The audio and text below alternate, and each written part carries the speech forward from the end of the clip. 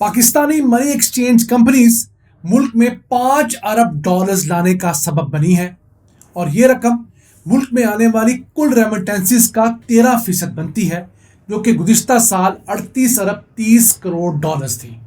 आज की वीडियो में आप जान सकेंगे कि पाकिस्तान में आने वाली रेमिटेंसेस जिस रफ्तार से बढ़ रही हैं, अगर उसी रफ्तार से हम लोग अपनी एक्सपोर्ट्स को बढ़ाते तो हमारी एक्सपोर्ट्स अब तक कितने अरब डॉलर्स बढ़ चुकी होती और पाकिस्तान के खसारे में कितनी बड़ी कमी लाना मुमकिन थी। अस्सलाम वालेकुम व्यूअर्स, मैं हूं आपका होस्ट अब्दुल रहमान। गुज़िश्ता माली साल के दौरान पाकिस्तान को कुल 38 अरब 30 करोड़ डॉलर्स की रेमिटेंसेस दुनिया भर में मुकीम ओवरसीज पाकिस्तानियों ने भिजवाई। इस रकम में से 5 अरब डॉलर्स की रकम तो मनी एक्सचेंज कंपनीज के जरिए आई, जबकि बकिया 33 अरब 30 करोड़ डॉलर्स बैंकों के जरिए पाकिस्तान में भिजवाए गए। तो मनी एक्सचेंज कंपनियों ने 13% डॉलर पाकिस्तान में भिजवाए हैं, जो कि एक बड़ी रकम है। $5 बिलियन तो एक साल के अंदर हमें IMF नहीं देता। IMF ने हमें जो लेटेस्ट प्रोग्राम दिया है वो 7 अरब डॉलर्स का है और वो 3 साल का प्रोग्राम है। आप समझ लीजिए हर साल 2.25 अरब डॉलर से कुछ ज़्यादा रकम हमें दे रहा है IMF, लेकिन उसके साथ कितनी लंबी चौड़ी शराइत की फहरिस्त है, जिसकी वजह से हमारा गरीब तबका पिस कर रह गया है। लेकिन हमारे ओवरसीज़ पाकिस्तानी जो दिन रात दुनिया भर में काम करते हैं, अपने हम वतनों को, अपनी फैमिली को पैसे भेजते हैं, वो किस तरह हमारी मईशत को संभाले हुए हैं। अब पिछले माली साल में हमारी रेमिटेंसेस में 27% का बड़ा इजाफा रिकॉर्ड किया गया है। 2024 के माली साल में हमारी टोटल रेमिटेंसेस 30 अरब 30 करोड़ डॉलर्स थी, जो 2025 के माली साल में बढ़कर 38 अरब 30 करोड़ डॉलर्स हुई। 27% का इजाफा और 8 अरब डॉलर्स का इजाफा है। इसके मुकाबले में हमारी एक्सपोर्ट्स ना होने के बराबर बढ़ी हैं। एक्सपोर्ट्स हमारी 2024 के माली साल में 30 अरब 80 करोड़ डॉलर्स थी, यानी रेमिटेंसेस और एक्सपोर्ट्स तकरीबन बराबर थी। लेकिन 2025 के माली साल में हमारी एक्सपोर्ट सिर्फ 32 अरब 30 करोड़ डॉलर्स हुई, 1.5 अरब डॉलर्स बढ़ी हैं, सिर्फ 5%। इसके अंदर अगर हम अपनी सर्विसेज के एक्सपोर्ट्स भी डाल लें तो उसमें सिर्फ 710 मिलियन डॉलर्स का इजाफा हुआ है। कुल मिलाकर हमारी एक्सपोर्ट्स में 2.25 अरब डॉलर्स का इजाफा हुआ है। इस तरह जो हमारी गुड्स की एक्सपोर्ट्स थी 32 अरब 30 करोड़ डॉलर्स और हमारी सर्विसेज के एक्सपोर्ट्स जो कि तकरीबन 8 अरब 40 करोड़ डॉलर्स थी, हमारी टोटल एक्सपोर्ट्स बन गई 40 अरब 70 करोड़ डॉलर्स। 2.25 अरब डॉलर्स का हमें इंक्रीज देखा है एक साल के फर्क से। और वैसे ये इंक्रीज कितना बनता है? 5.5 से 6% का एक्सपोर्ट्स में टोटल इंक्रीज जो है।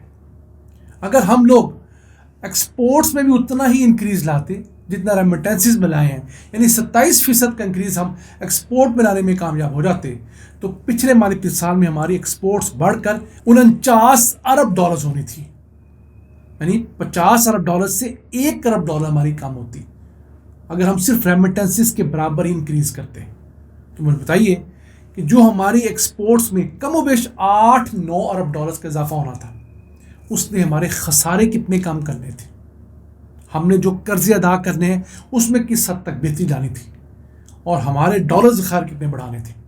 अभी इस वक्त स्टेट बैंक ऑफ पाकिस्तान के पास 16 अरब 20 करोड़ डॉलर्स पड़े हुए हैं। नो डाउट उसमें से 12 अरब डॉलर्स तो दोस्त ममालिक के हैं, लेकिन चलें दुनिया को दिखाने के लिए तो हमारे अकाउंट में खूब पैसे पड़े हुए हैं, खाली अकाउंट नहीं है। यही वजह है कि मुल्क में रुपया जो है एक इस्तेहकाम का शिकार है। 280 रुपये से भी चंद पैसे कम पर ये फ़रोख्त हो रहा है, ट्रेड हो रहा है। लेकिन अगर हमारे पास ये 8-9 अरब डॉलर्स एक्सपोर्ट से इजाफे आ जाते तो यही रुपया हमारे पास जो 280 का है, ये 265-270 के दरमियान ट्रेड हो रहा था। उससे बहुत सारी चीज़ें सस्ती होनी थी। इंपोर्टेड फ्यूल सस्ता हो सकता था, खाने वाला खुर्दनी तेल सस्ता हो सकता था, हमने जो बैरून कर्ज़े अदा करने हैं उनकी जो पेमेंट्स हैं वो सस्ती हो सकती थी, बहुत सारी चीज़ें की जा सकती थी। और अभी भी कुछ बिगड़ा नहीं है। अभी भी अगर मेहनत करें तो एक्सपोर्ट्स को बढ़ा सकते हैं। रेमिटेंसेस हम ठीक बढ़ा रहे हैं। पिछले साल अगर हम लोगों ने 38 अरब 30 करोड़ डॉलर्स कमाए हैं, इस साल जो फिगर्स आ रहे हैं उस हिसाब से उम्मीद है हम 41 से 42 बिलियन डॉलर्स की रेमिटेंसेस हासिल कर पाएंगे। लेकिन बदकिस्मती से इस साल बमुश्किल हम लोग 30 अरब डॉलर्स की एक्सपोर्ट्स कर पाएंगे, क्योंकि पिछले 6 माह जो थे, जुलाई से लेकर दिसंबर 2025 के, उसमें हमारी एक्सपोर्ट्स 15 अरब डॉलर्स की इर्द गिर्द रही है। तो 15 अरब डॉलर्स जमा 15 अरब डॉलर्स इन 6 माह के, तो बमुश्किल 30-31 अरब डॉलर्स के करीब जाएंगे। तो एक्सपोर्ट्स में बजाय हम अगला गेयर लगाने के, हम पिछला गेयर लगा रहे हैं। ये मसला है हमारे इन पीडीएम के दोस्तों का, पीएमएल-एन की हुकूमत का। हमारे नून लीगी दोस्त बड़ा माइंड करते हैं, तो आप एक चीज़ को नोट कीजिए, खुद गूगल पे जाइए, सर्च कीजिए कि पीएमएल-एन के 2013 से 18 तक के 5 सालों के दौरान हमारी एक्सपोर्ट्स में 1 अरब डॉलर्स का भी इजाफा नहीं हुआ था। आप खुद फिगर चेक कीजिए, मुझ पे ना रहिए, खुद गूगल पे जाइए। 2013 में हमारी जो एक्सपोर्ट्स थी वो देखिए, 2018 में जब वो हुकूमत की तो उसकी एक्सपोर्ट देखिए, आपको 1 अरब डॉलर्स का भी इंक्रीज नहीं आएगा। हम कहेंगे तो आपको हम पे शिकवा होगा कि हम ये चीज़ें आपको क्यों बताते हैं। तो हम आपको ये समझाने की बार बार कोशिश करते हैं कि इस मुल्क के मसाइल जो फाइनेंशियल हैं, उन्होंने अगर हल होना है तो उसके अंदर 2-3 बड़े जो फैक्टर्स हैं। एक हमारी टैक्स कलेक्शन है, जो हमने मुल्क के अंदर से अमीरों से टैक्स कलेक्ट करना है, उन लोगों से टैक्स कलेक्ट करना है जो 50,000 रुपये और उससे ज़्यादा महाना कमाते हैं।